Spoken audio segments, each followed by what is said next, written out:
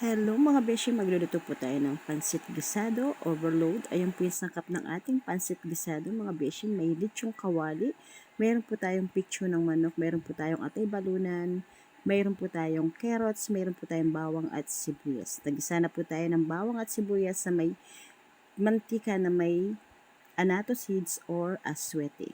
Tapos mga beshi, ayan po, ginisa na po natin yung ating atay at balunan. Tapos po, linagyan na rin po natin yung ating hinimay na picture ng manok, mga beshi. Ayan. Imimekos-mekos lang po natin. Naglagay po tayo ng powdered paminta, ng toyo, mga beshi. Tapos po, naglagay rin po tayo ng asin. Ayan. Para po masabay sa kulo yung mga pinaglalagay nating sangkap at hindi sariwa yung lasa, mga beshi. Tapos mga beshi, naglagay po tayo ng pinagkuluan po ng pitso ng manok. Tapos po mga beshi, nung nakulo na po siya ng very light, nilagyan na po natin yung ating carrots. Tapos po, nung nakulo na po ng gusto, linagyan na rin po natin yung ating bihon. Ayan mga beshi, nahintay lang po natin siyang i-absorb niya yung kanyang mga liquid na pinaglalagay natin. Then, linagyan na rin po natin yung ating repolyo mga beshi. And then, ayan, masusing mekos-mekos lang po mga beshi.